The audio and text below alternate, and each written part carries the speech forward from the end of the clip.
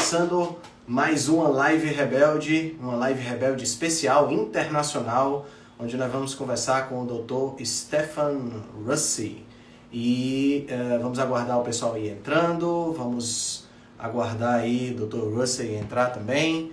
Para quem não conhece, o Dr. Hussey, ele é o autor do livro Understanding the Heart, um dos melhores livros que eu já li, excepcional esse livro.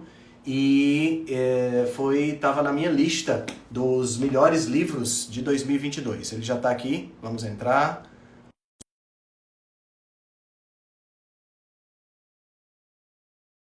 I send you the invitation so you can join us in the transmission. Let's see if it's going to work now.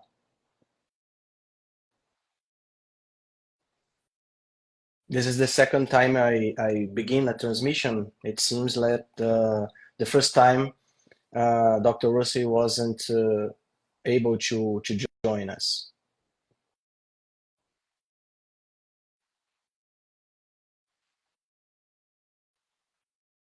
Oi, Carlinha. Bom dia, Márcia. Bom dia, Rita.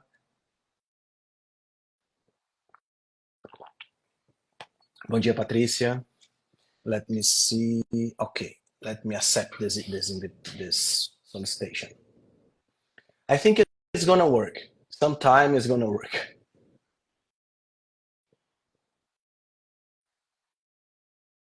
I don't know what is going on. He's not.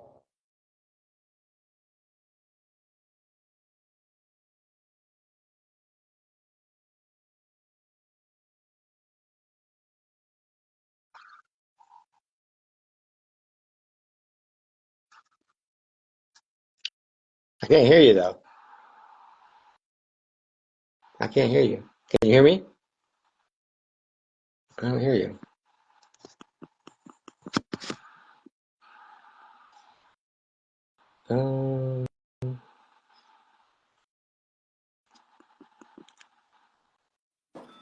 Can you hear me?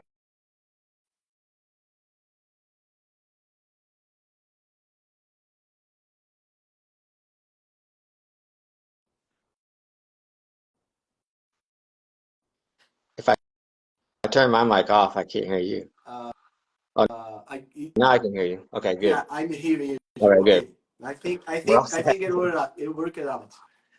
Thank you for your time, Dr. Hussey. How are you? pretty good. How are you? I'm fine. Thank you. Thank you for your time. Thank you to join us. First of all, let me say that your book was just mind-blowing. 2 years ago, I read it, and it was so many different concepts and so many new concepts that I began to study it, and it was just a great reading.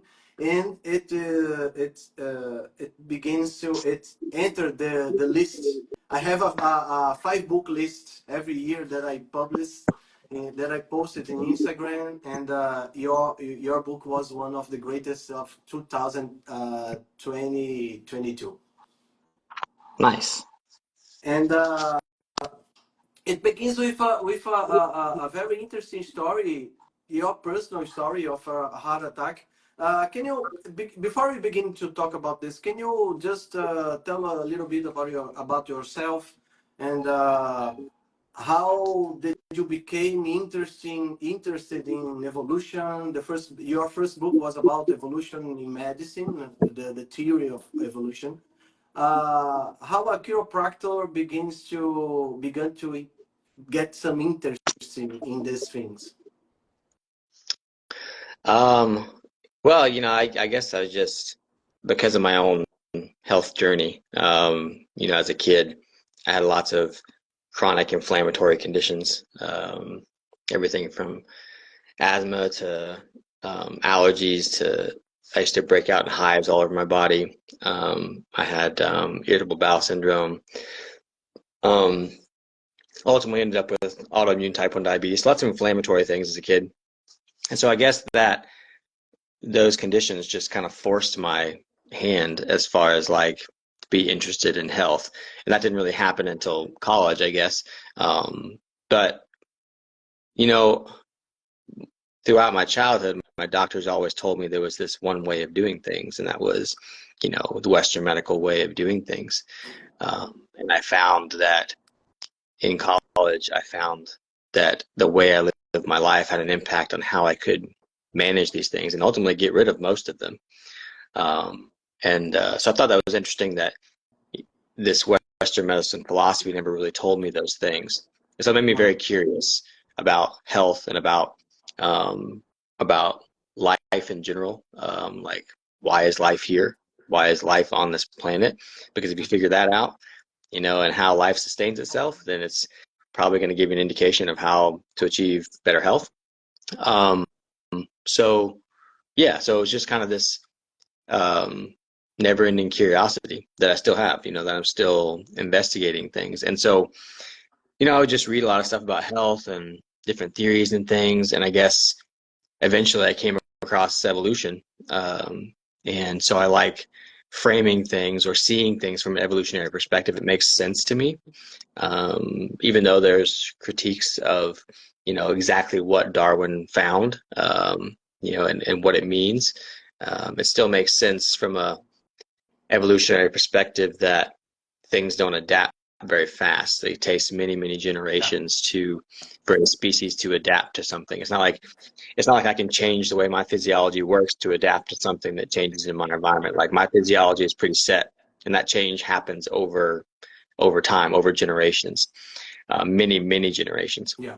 And so that kind of made sense to me. And then I was like, well, then it must be the environment that's changing so fast, because, in order for a species to survive, it can't be sick, right? Yeah. And we're one of the sickest populations, at least in the West, in the world. So it's like, well, that doesn't make sense. There's no way that our physiology would have evolved to be sick if it was in the right environment, right? Yeah. So then it must be that the environment has changed too much. And so then I started looking into that, and you find out that it has in the last, 200-300 years, which is a very evolutionary short amount of time. Even the last 10,000 years, which is still a very evolutionarily short amount of time. Yeah. Compared to the full time that humans have been on Earth. Things have changed quite rapidly. And if you look at the changes that have happened, it makes sense. You can match them up with the disease processes we're seeing, and why our bodies react to that. Because our bodies don't want to be sick. They're just reacting to the environment they're in and doing the best they can. If they get the wrong signals, then they're going to express themselves in the wrong way. So it made sense to me, and to frame my thoughts and my arguments that way. Yeah, you're completely right. And if you think about evolution, I have a biology almost full degree in my background, and I always saw things about in the lens of evolution. And when we see all this evolutionary mismatch that we have today, and we can just put about all diseases, all chronic diseases at least, you can put in this basket, and that's it. We have something to learn about our evolution, and so tell me a little about what happened to you, about your heart attack, and how this started a new path, I think. Yeah, definitely. So I learned a lot from, looking at things from an evolutionary perspective, and I'd always been very diligent about diet. It was the one thing I could control, even though you can't control a lot of things that have changed in our environment. I could change that. And so that was kind of my bread and butter, so to speak, even though I don't eat bread. That was my thing. I could hone in on my diet and make sure that was what it was supposed to be, but that wasn't enough. And I am type 1 diabetic, and that's kind of collateral damage from the inflammatory conditions I had as a kid. So that heavily predisposes me to heart disease. Yeah. And so that's something that I've kind of taken an interest in. I've looked into a lot, because I've been told my whole life that my vascular system is going to go bad, because I have higher blood sugars, and no matter how hard I try, they're always going to be a little higher than the average person who's not diabetic. And so, yeah, despite my best efforts as far as diet goes, 3 years ago, or a little over 3 years ago now, I had a heart attack. A pretty massive one. I had 100% blockage of my left anterior descending artery, which is the quote unquote widowmaker heart attack, you know. Yeah. And there was no atherosclerosis in my arteries. There was no stenosis or calcification. I had a CAC score done 6 months prior, nothing. It was just a spontaneous clot that formed in the artery. And so there was a lot of things that I was aware of that I wasn't doing necessarily. Some because I didn't have the money to do yet, and others just because, like infrared sauna, but others that I just wasn't doing yet. And so I kind of learned that I needed to do those things. And then on top of that, I went through a lot of stress, probably the 6 to 8 months before the heart attack. And it was that compiling on itself. And then I got some of the most stressful news of my life a day and a half before I had the heart attack. It was news about a close family member that was in a little trouble, and it wasn't only that it happened. It was that the inability of me or anyone in my family to get to this person to help them because they were in another country, and it was during COVID. You couldn't go anywhere, so it was stressful. And then I woke up a day and a half later and had a heart attack. So all these different things kind of combined. And I think there was an aspect of dehydration. I think there was an aspect of low mineral status. And then there was these kind of more or less acute stresses that happened. This chronic stress combined with that acute stress that I think triggered clotting. And if you look at stress, the clotting factors in the blood go up tremendously under stress. And then you combine that with dehydration. And then I tried unwisely to do a very intense workout that morning in that state of stress. And I think that was a straw that broke the camel's back, because as soon as I did that workout, maybe 15, 20 minutes later, as soon as my body calmed down from the workout, clot formed. And it was pretty unmistakable what was happening. It wasn't like, you hear people sometimes like, I kind of felt this weird sensation, but I went on, and then I wound up in the hospital later, and they said, oh, yeah, you're having a heart attack. And they're like, oh, really? It was very unmistakable for me. It was intense pain right in that spot that was unwavering and very clear that something was wrong. So yeah, well, at first I was pretty, dejected, and I was pretty, I felt like a hypocrite, and I was like, I couldn't even prevent this in myself and all this stuff. But then when I was in the hospital, I got like having all the information that I knew. How old and were you at that time? 34. 34. Yeah. And so knowing the stuff that I knew at the time, and kind of the shortcomings of Western medicine, and then being directly in that system and seeing how it operates, it was almost reinvigorating for me to see that and be like, yeah, this happened to me, but what they're telling me is going to get me right back in here, And so, like, knowing the information that I have, I wanted to keep spreading the information. And it's because people are going to be in that same situation I was, unfortunately. And so they need to be able to make educated decisions. And you can't do that without all the information. And some of that information that you're getting from Western medicine is one side of things. It's part of the story. But there's a whole lot more as to what the heart is and how the heart functions and how clots form and why they form that Western medicine is completely lacking in understanding. And so it's not the people in Western medicine's fault. It's just what they're taught. All we know, when it's not all we know. There's a lot of evidence out there from very smart researchers who've dedicated their life to this stuff, and they show a completely different story of the vascular system. And it's really embracing that and trying to understand that got me to where I am today, as far as like what I know and what I do, as far as how I'm going to prevent this from ever happening again, and then help other people prevent it as well. So it's more like a unfortunate thing that happened, but it pushed me, like you said, like almost a different direction. Not even a different direction. It pushed me, like the things that I was doing beforehand, I'm still doing those things today. I'm just doing a lot more because I understand a lot more about why clotting happens and what causes that. So yeah, it pushed me to do a lot more and add a lot more to my regimen and stuff. The idea to write the book was born in this period, or it was already an on planning? It was already happening. I was probably like three-fourths done with it. And then the heart attack happened. And so then I got to add in things about my experience in the hospital, and I got to add in other things. But even since the book came out in 2022, um, I could probably make the book 50% longer at this point, because of the things that I could add, and more things that I understand and grasp better, and have more evidence for, in the book. Like, yeah, there's just so much out there, because it's been so heavily researched, not just in the traditional way you think of, but yeah. So the book was kind of before, and if I ever get the chance to do a second edition, I can't wait to, because it'll be way more Yeah. information. And is there any plan to translate the book to Portuguese? Um, that's a question for the publisher. I think that not right now. But Unfortunately. yeah, but if it does better, then I think that they would be motivated to do that. So that's the key, is getting it to do better. And I'm working on that, trying to promote it as much as I can. I have a lot of speaking engagements this year, so yeah. Okay, okay. That's if it will be translated, it will be gonna be great.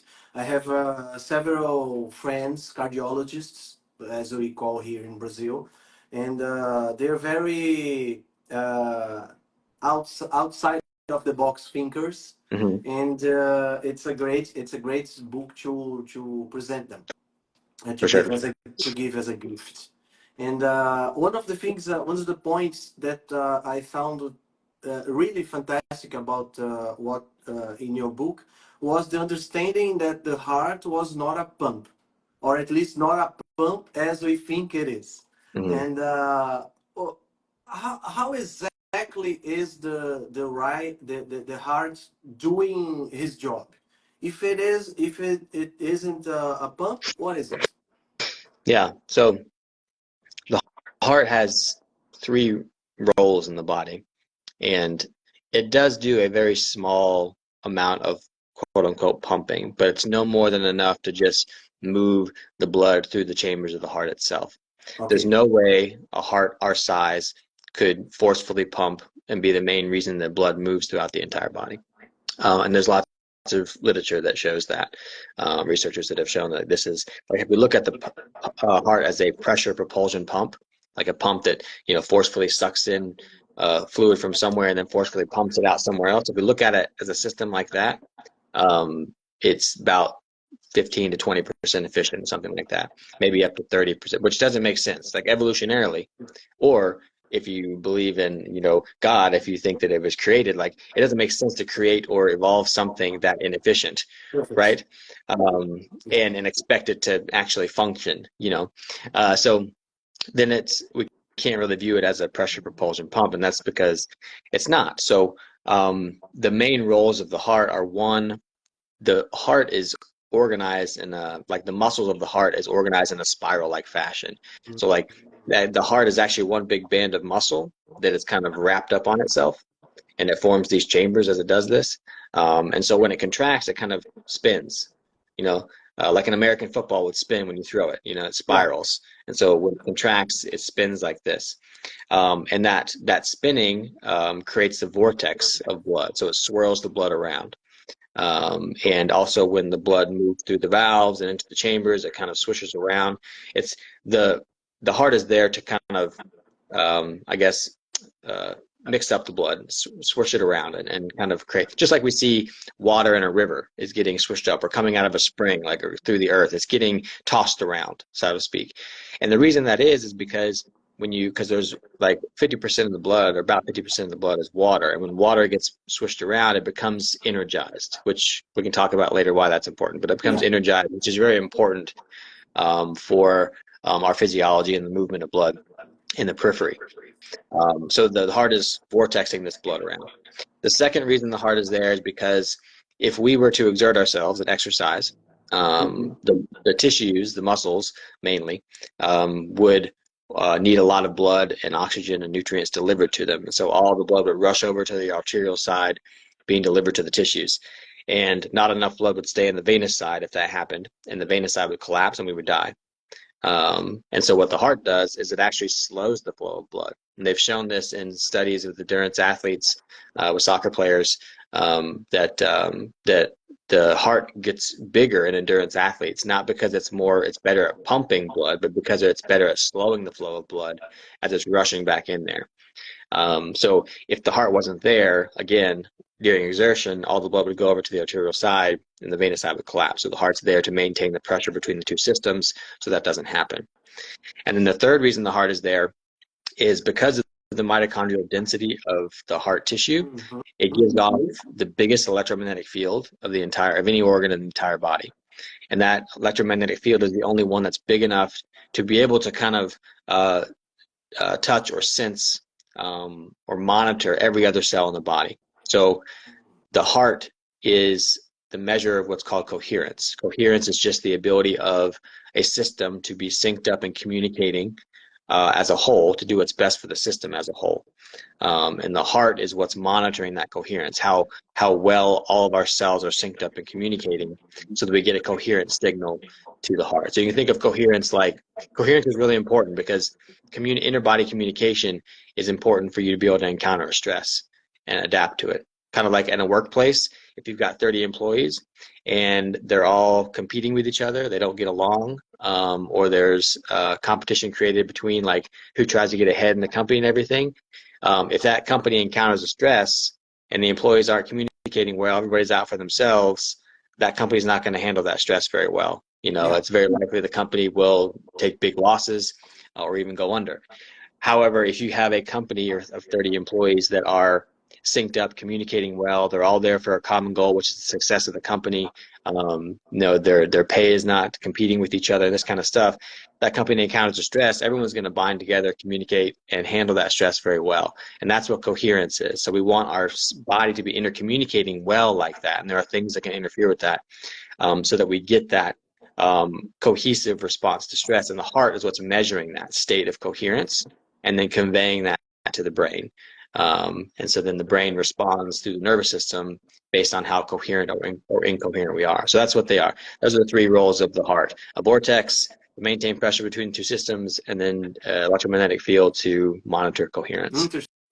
Interesting. And in a certain way, the ancient people who tell us that the heart was the center of the body, they are not completely wrong. The heart is, in fact, the center, because if you talk about coherence and the communication that all the body can be sensed by the heart, yeah, and the heart begins to make some sense about being center, about being the site of love and things like that. Don't you think? Yeah, definitely. So, think about it like this.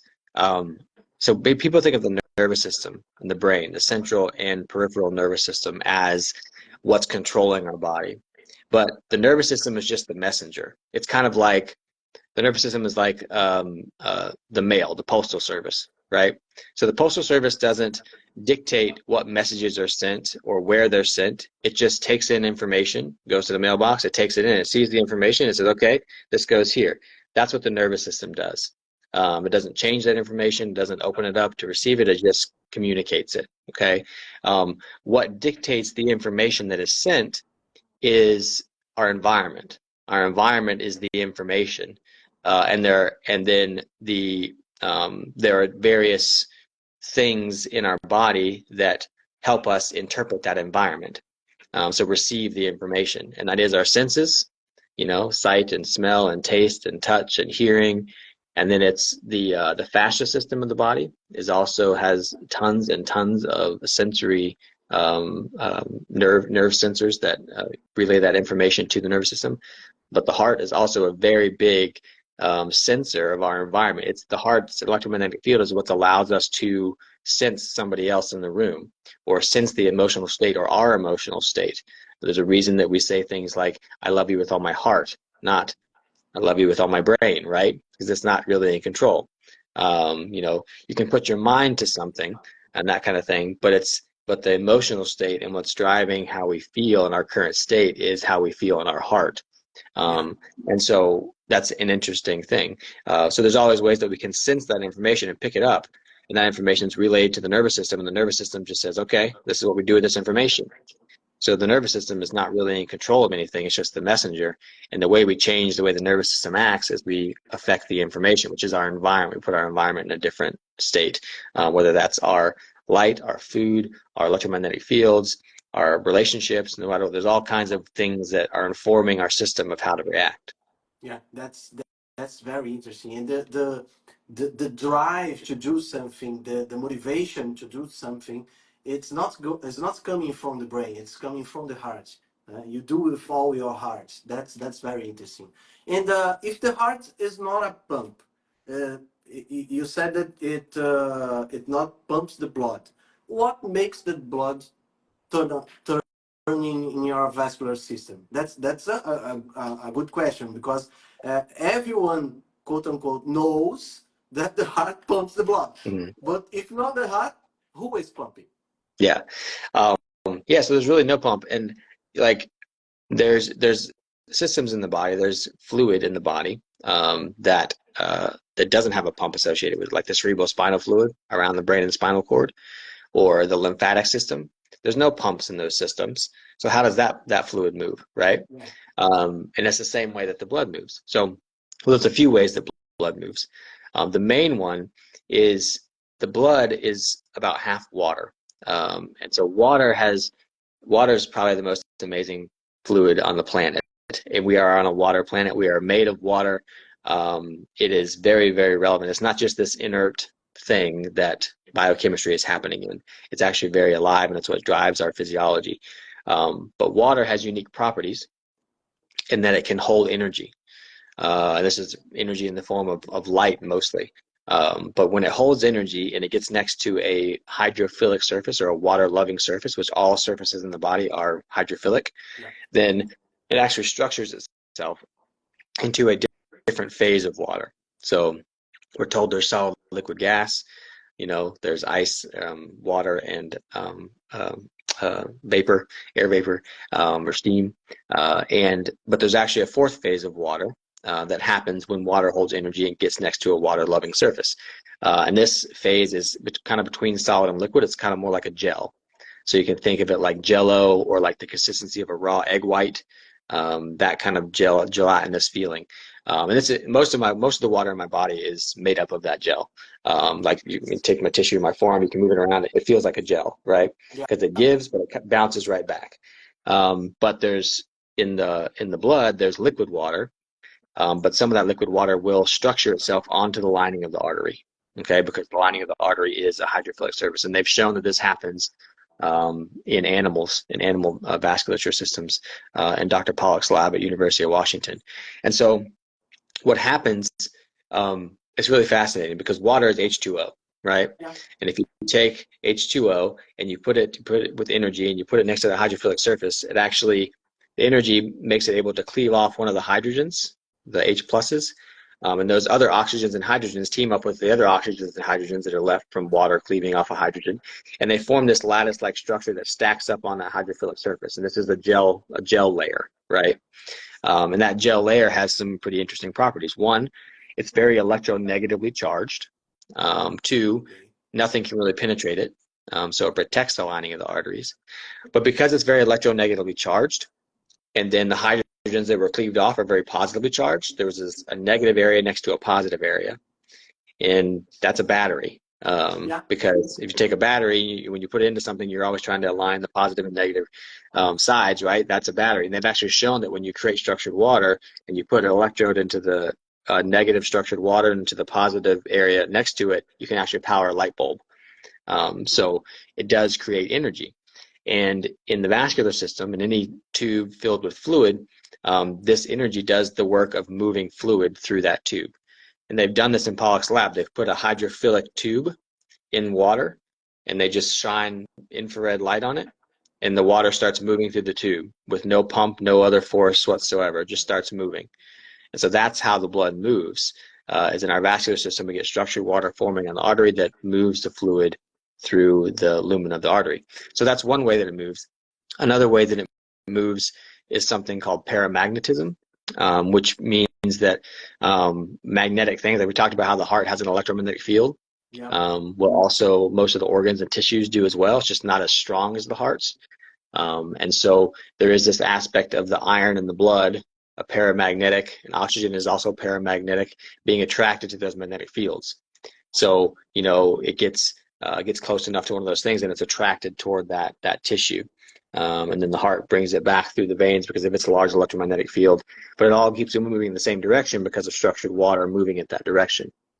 And then the third thing that helps blood move is that structured water also forms on the elements of blood. So the red blood cells and lipoproteins and all the aspects of blood, it forms on those. And because it's very electronegative, it creates this charge of negativity around the elements of blood. And so they don't like to stick together. You know, the like charges repel each other, but also because of that structure, that electronegative area, there's a positive area around it because of the hydrogens. And so it's attracted to the hydrogens. So they call these electrostatic properties, where they don't get too close together, they don't clump together, but they still kind of stay linked, kind of like train cars. They're not completely connected, but they are linked a little bit. And those train cars just move like this. So if things get moving, we all know if a train gets moving and you just stop the engine, it's going to move for a while. You know, it's not just going to slow down like that and stop. So like as we get that momentum of things linked together, it creates this cohesive momentum through the blood that keeps things just moving in the right direction. So lots of different aspects of how blood moves, but the main one is the structured water, creating that energy gradient that moves things along. It's very interesting. In your book, you said some experiments in the dogs, if I'm correct, that even after that, the blood continues to flow. Yeah, so like there's been a few, well, they did these experiments originally in the 40s, and then they repeated them in the 60s, and other scientists repeated them in the 60s. Yeah, and they showed that after the heart of a dog was stopped, that the blood continued to move. And in those second experiments, they showed that it continued to move for up to 2 hours after the death of the animal. And actually, more recently, I think in 2020, it was published in Dr. Pollock's lab, and I actually have a video on my computer from their lab that shows that after they did this in chick embryos, they're looking at the microscope of the chick embryo arteries, and when they euthanize the chick and the heart stops beating, the blood continues to move. At first, like the heart stops and the blood kind of like, you know, kind of like shakes around and it gets all confused, but then it continues to move. It just continues to go after that. And then they have a video of like they're filming it like 16, 17, 18 minutes after the heart stopped and the blood's continuing to move. And Interesting. if they put the red light or the infrared light on it, it continues to move faster. And you can see the little red blood cells in there moving. It's So fascinating. the infrared light is going to be a kind of energizing stimulus to the fourth phase water, the structured water in the blood Yeah, vessel. it's the, at least in Dr. Pollock's lab, it is the energy form that is most absorbed by water. So it's particularly the 3,000 nanometer wavelength, which is the very far infrared, the very far wavelength of light that comes from the sun, is that 3,000 nanometer wavelength of infrared light. And that's the most absorbed by water. It builds structured water the most. But there's other forms of energies that do it too, like near infrared or red light, or pretty much all these different forms of light will help build structural water. It's just the infrared does it the best, which makes sense evolutionarily, again, because the sun is 42% infrared light. So all life is getting this energy from the sun through water and light. You know, that's how it works. And literally, all our energy is coming from the sun. Not just about the energy that move our body parts through the ATP made in mitochondria, but the energy that are moving our blood in the blood vessel. That's a, Yeah. that's a So that's a very interesting concept. all of our energy from everything comes from the sun. People say, well, what about food? We get energy. Well, guess where the energy in food comes from? The sun, Yeah, right? yeah. You know, so it's all the sun. And then like you can put your feet directly on the earth and soak up energy from the earth. But that also comes from the sun, Yeah. because the sun is concentrating energy into the ionosphere.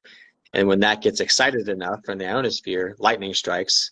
And that's when it strikes the earth, it deposits the electrons in the earth, and then we can soak it up from the earth. So it's all coming from the sun. Like everything is powered by this star, our star, from the sun. And so based on that, it makes absolutely no sense that the sun is bad for you, because it's not. Yeah. Which is this thing that people have been convinced of, unfortunately. But yeah, like that's literally powering everything. And there's just many ways that our bodies can harvest this energy. One is through, we have metabolism, where we can eat food and break down the chemical bonds in food and use that to create electrons. And those electrons can be passed down the electron transport chain in the mitochondria, and we can get ATP from that, which ATP has different roles than we think, but also we can put our feet directly on the earth, and through our collagen fascia system, we can soak up electrons directly from the earth. We have melanin in our skin, and all animals have this. And melanin can take energy from the sun and convert it into electrons for us. So can the molecule DHA. DHA has a pi electron cloud around it that when light hits it, it gets excited and creates an electrical current of electrons.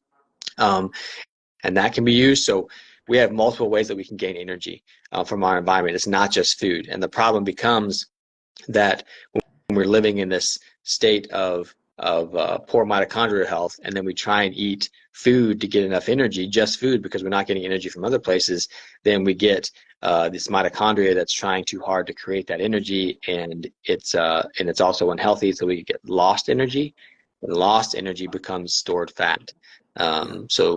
And that creates this cardiometabolic disaster that can happen with insulin resistance and that kind of stuff. Yeah. So if you can say that the this fear mongering about the sun is not just a problem of vitamin D. Mm. It's a problem for the whole body in every aspect, from mitochondrial health to cardiovascular health.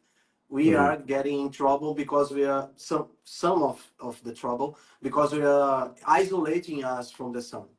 Definitely, yeah. We have living indoors in general, like, and just being away from the sun, and actually not just the sun, but the cycles of the sun and how it differs throughout the year, that kind of stuff. But yeah, being convinced, and then also like the sunglasses that tell your body that it's not daytime, or all the sunscreens and things we put on our skin to protect us from the sun, like you're blocking all the benefits of the sunlight. And people may say, yeah, but too much sun will give you cancer. Well, there's absolutely no evidence for that. And there's actually studies that I've found that show that the more sunlight people get, the less incidence of melanoma they have. And also that people with melanoma, the more sun they get, the more UVA and UVB they get, dictate whether or not they survive the melanoma. Like, so the more sun they got, the more likely they were to survive the melanoma. So there's no evidence, and it's likely that skin cancer is driven by toxicity of the body, by the things that we put on our skin to protect us from the sun. Those things are super toxic, sunscreens and lotions and makeups and all this kind of stuff.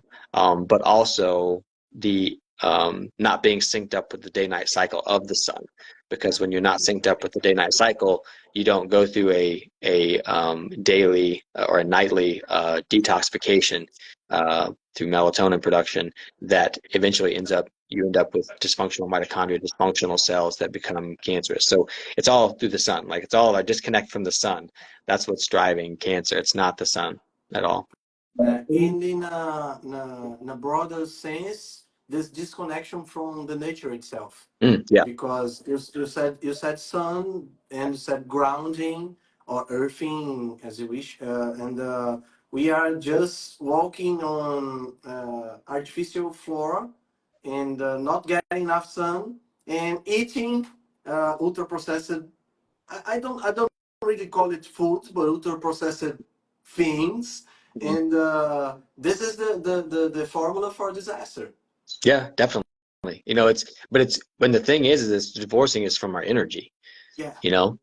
We really, these processed foods are damaging to our metabolism, damaging to our mitochondria. And then, so we try and fuel ourselves with those things.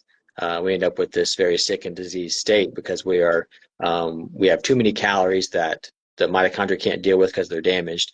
And then we have not enough nutrients, which is, food should be about proteins, vitamins, and minerals. That's what it should be about. You shouldn't worry so much about the macros and all this stuff. Just get proteins, vitamins, and minerals from your food, which animal foods are the best source of that, the most bioavailable source of that, and then get energy from other places like the sun and grounding.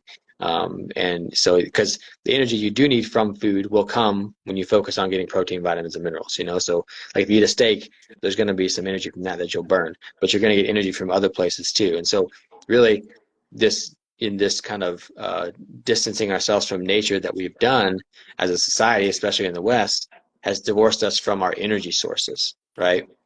And then people are just so drained, they're trying to get energy, all the energy from food, and it's creating this metabolic disaster.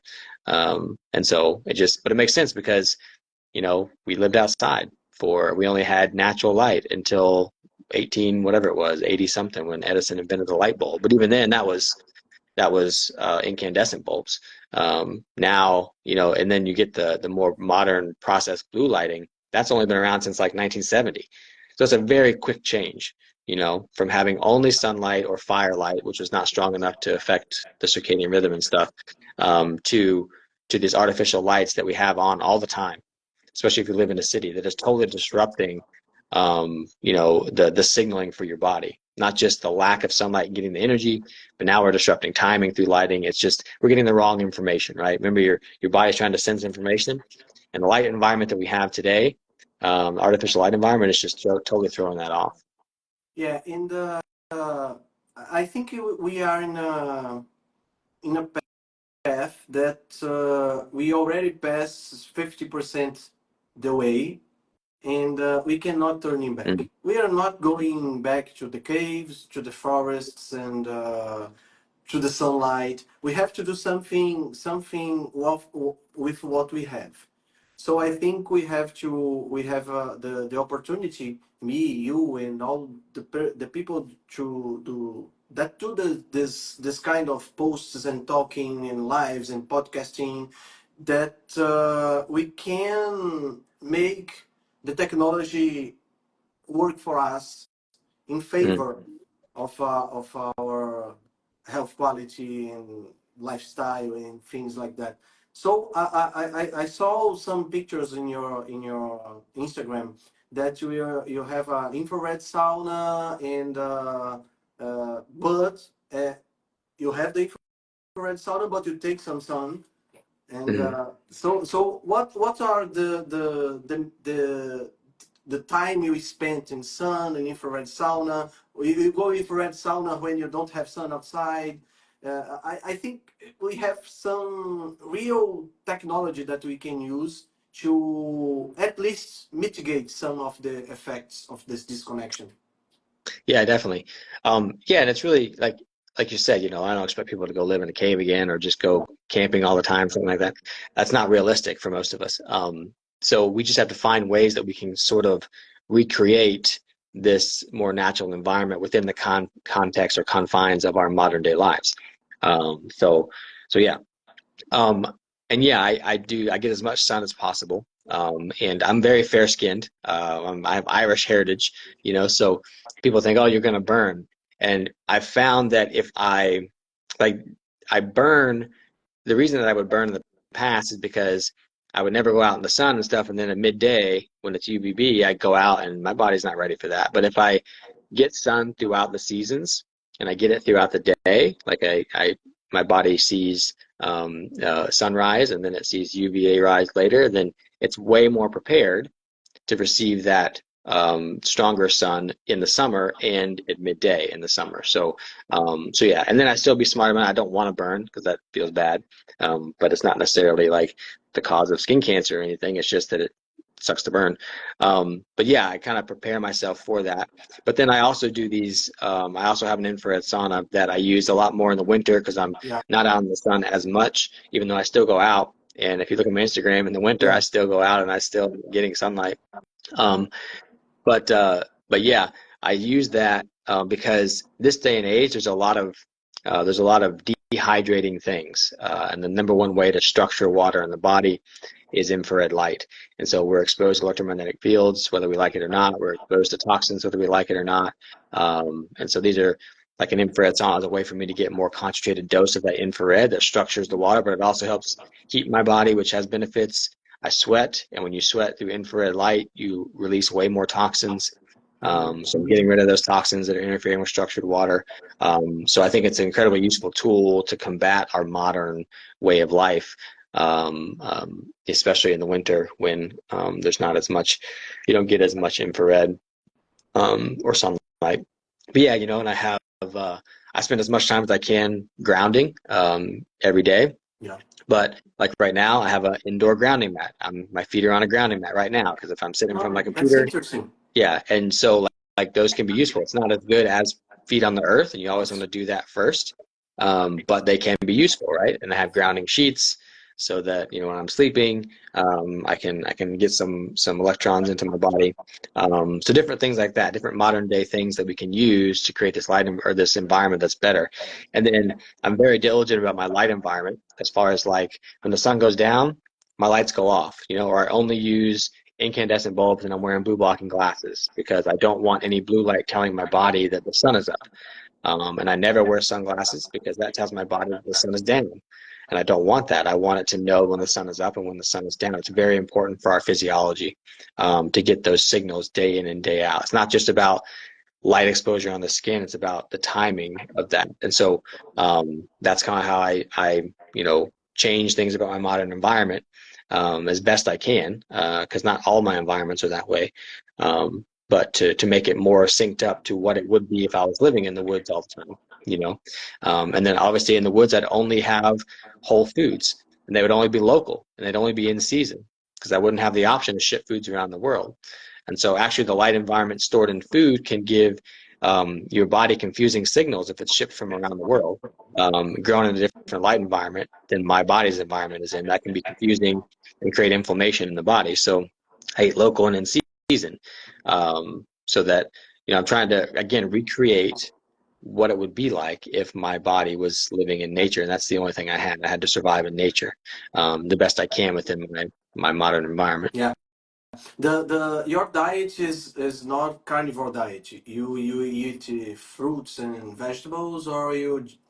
I don't eat any fruit because I'm type 1 diabetic, and it's just Okay, okay. easier to control blood sugars It's if I don't easier. have It's easier. any Yeah.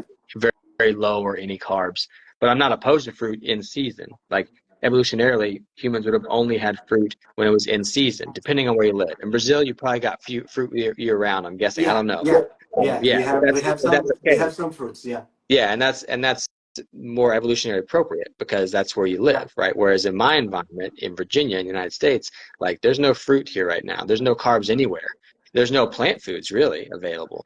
And so if I was living in the wild, animal foods would be my only thing. So in the winter, I'm carnivore.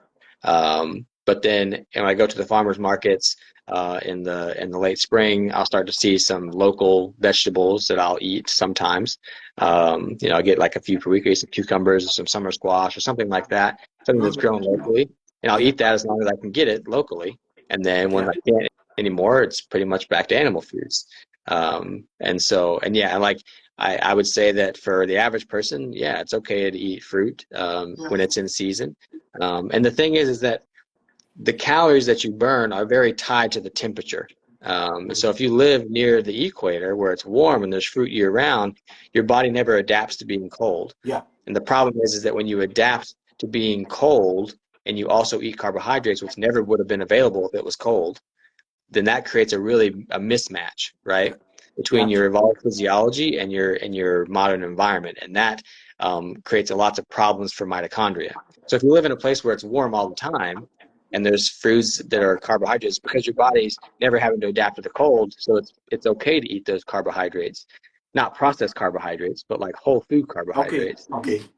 Is what I'm talking about during that time, because your body's never really having to adapt to the cold. It's very tight. It's like it's crazy when you look at all this stuff and how tied we are to the seasons and the temperature and the food that's available. And then when we totally screw that up and we're just doing everything like crazy, then it really affects our health, and our bodies are like, what the heck's going on? And Yeah, it's just our body's just trying to do the best that it can, but it's just getting all these crazy signals that it can never evolve to or adapt to, because evolution takes many, many generations, way more like 30, 40, 50 generations to actually create change, which is a long time. And switching gears a little to talk about a little about stress. Mm-hmm. And you in your book you said about you talk about stress being the main cause of cardiovascular disease.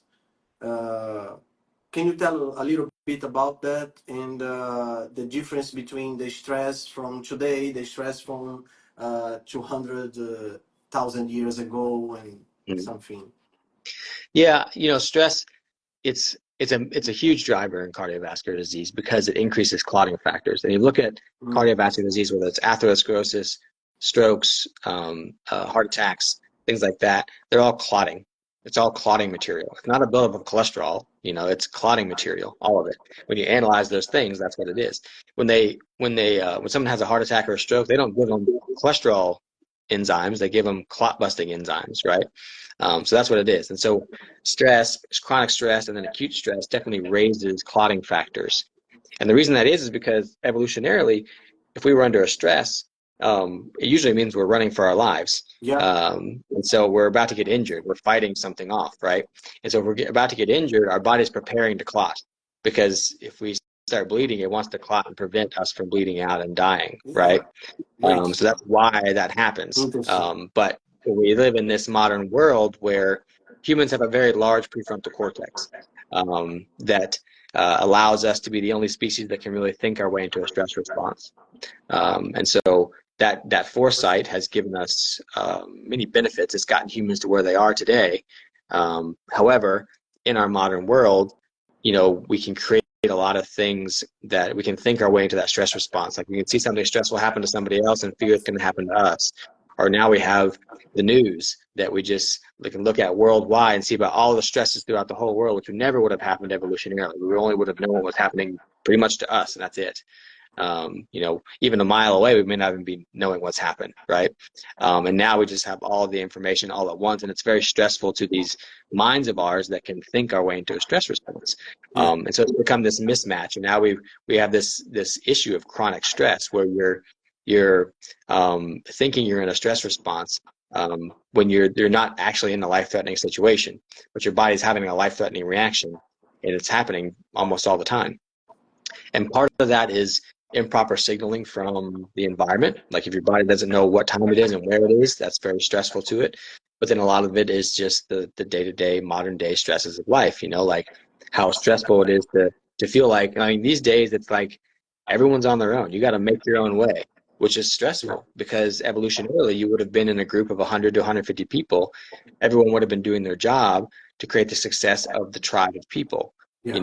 Everybody would have helped out. We all pitched in. Everybody, they go and had a kill of an animal, then everybody shared it. And now it's very individualized. Like we have to make our own way, it doesn't mean that we don't have people that support us and everything, but it is, you got to make your own money. You gotta provide your own place to live. And it's stressful, right? So it's a little bit different than, the social aspect of humans as it was evolutionarily. So it's interesting when you think about that stuff. And how we've come away from that, and how really it's civilization that's created those mismatches. Living in, not that I'm saying we shouldn't be in civilizations, but we just have to think about that, which is why it's super beneficial when people find their tribe. They find their people that are doing the same thing, or when they have a really good work environment where everyone at the environment is doing what's best for the company as a whole, and they love their job because of that, where everybody's working together. We feel that connectedness, and it's like people like that just have better health outcomes. So yeah, all that's interesting.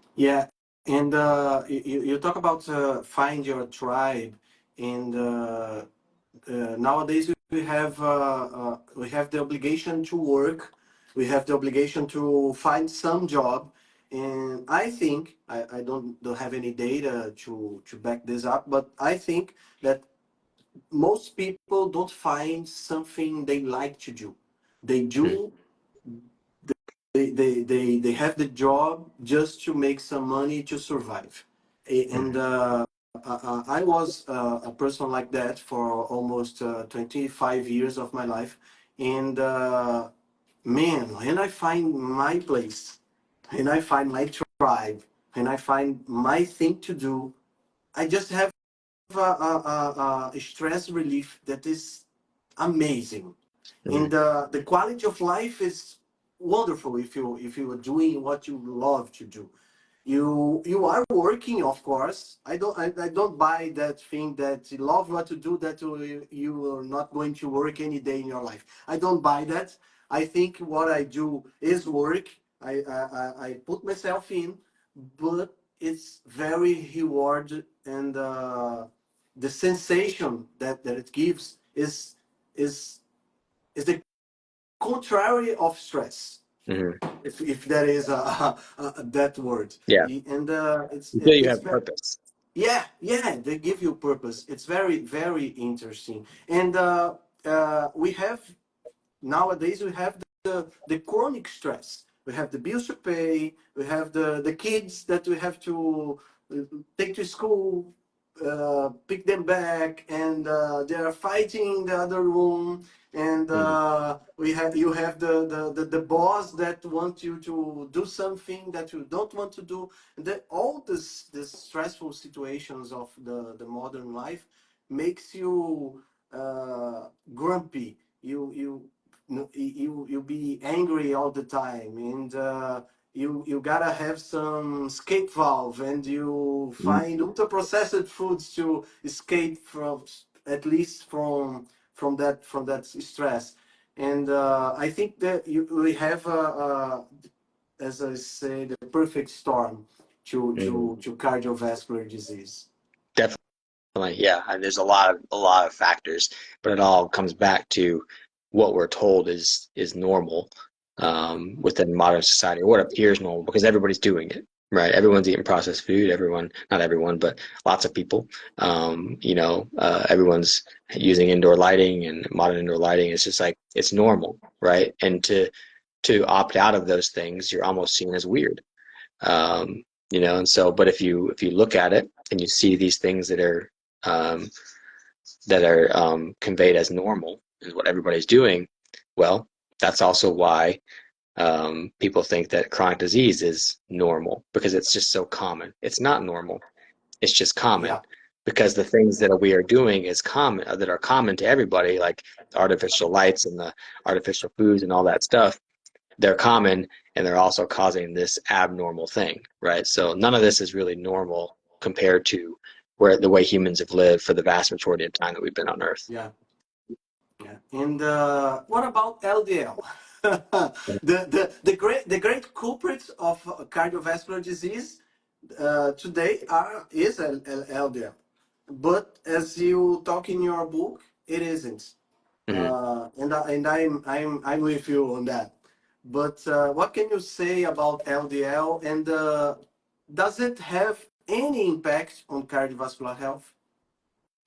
So all that, when you take a lipid panel or a cholesterol panel, all that can really tell you is what your body's metabolizing at the time, right? Is it metabolizing more glucose? Then your LDL may go down. If you're metabolizing more fat, then your LDL may go up, because your body's delivering that fat to the tissues because it needs to burn it, right? So that's the only thing that can really tell us. And if you measure like oxidized LDL or particle size, so that you can get some sense of like inflammation in the body. Or if you measure like the trig to HDL ratio, you can get some sense of insulin resistance. But for the most part, when you're looking at a cholesterol panel, all it tells you is about what you're metabolizing at the time. It doesn't tell you risk of anything really. Um, and so, like I said, heart disease is clotting. It's when clots form. Whether clots form in small, chronically over time, we get atherosclerosis, or it forms acutely, we get a heart attack or a stroke. It's clotting. So when we look at what we need to measure to prevent heart attack risk, it's markers of clotting, and that's not always something that you get a medical test for. So you could take things like inflammatory markers that could tell you risk of clotting. You could take things like erythrocyte sedimentation rate, which is like how likely elements of blood are to clump together. You could take markers of how well blood is flowing, like nitric oxide or flow-mediated dilatation, things like that. But in the end of the day, all those things are hyper realities. They're things that we're taking as more real than we're actually real. And, you know, they're just snapshots in time of one tissue of the Yeah. body. It doesn't really tell us about how well your body is doing day in, day out throughout the day. And so, like, real measurements to me that will assess your risk of something is, how is your light environment? How often are you getting sunlight versus artificial light? You know, how often are you grounding? You know, how often are you spending time outside? How often are you eating processed food versus unprocessed foods? What is your relationships like? How many positive, loving relationships do you have versus toxic relationships do you have? Like, that's all those things are an indicator of how at risk you are of a disease, right? And you can look at the body and specific things in the body too, but the real markers of risk are how you're living your life day in and day out. And of course, there's outliers and there's people that, you know, quote unquote, live this best life and they're doing all the right things and they still get disease. That's because the modern world is, you know, pretty against us. And there's an aspect to how adapted your genes are to this modern world versus some people's that aren't. And so there's all those different factors, but generally on a day-to-day basis, the average person, it's like, that's the way you measure risk. It's not this cholesterol panel that you dictate all your risk of heart disease on. That makes no sense. But it's how you're living your life and how much time you spend doing these healthy things versus non-healthy things. Like, that's the best indicator. Like, I wouldn't wait till I go get my blood work and be like, oh, this means I got to do something. It's like, you do something every day, right, regardless. Because whether or not that test says that you're at risk or you're not at risk, you know, the way to keep it, the way to decrease the risk, if it is at risk, or keep it from being a risk, is to do these things every day. Yeah. So just go and do those things. That's the best way forward. Great. Great. Dr. Hussey, it was just great. I want to be respectful with your time, and it was just a great chat, great talk. I thank you very much for your time, and I always ask for a book recommendation in the end of my lives. Not a book that has to be in your area, but a book that mark your life, that made a dent in your life. So, do you have any Yeah, book like that? yeah, definitely. Yeah, and I would say that it's um, well, Yeah, you can say your book because your book is one of my yeah. the ones that made dent in my life. Yeah. Well, that's good. I'm glad to hear that. That's great. Well, you know, because I was thinking, because you asked me that prior to this, and I was thinking about a book that I recommend because there's so many books, and I had one that was more in my field. But then when you phrased it like that, when you just asked me a book that's kind of had a mark on my life, it's actually a book by my favorite author, which is Michael Crichton, which people may know him as the guy who wrote Jurassic Park. Yeah. And he's since passed, but he had a very good way of weaving in like science and philosophy of science and into his books, even though they're fiction books. However, he did write a few nonfiction books, and one of them is called Travels, where he Travels. just kind of talks about, you know, different experiences of his life and what he learned from those experiences. And it's very different because it was back in the 80s than today. But I just gained a lot of insight from that book, and I really like it because when I go back and look at books, like, I highlighted and underlined more in that book than I did in most other books, most like science books and stuff. And you know, if I read it today, it may not be as impactful, but back when I read it first, which is probably 15 years ago, it was very impactful to me. Just him telling these stories of his life from his very acquisitive and curious and introspective way about life that he seems to approach. And it was just useful to me. So I really like that book, Travel by Michael Crichton. Great, great. Dr. Jose, thank you very much for your time. Thank you very much for this great chat. I hope you are going to you come to Brazil. Why I, not? I would and love to. I would love to travel. I would love to. yeah, and I'm looking forward to see your next work, your next book. Yeah. Is there anyone in the Oh horizon? yeah, yeah. Yeah, that's great. It's getting hopefully closer and closer. So to Great, being. So great. Thank you very much. thank you. Bye bye. Bye.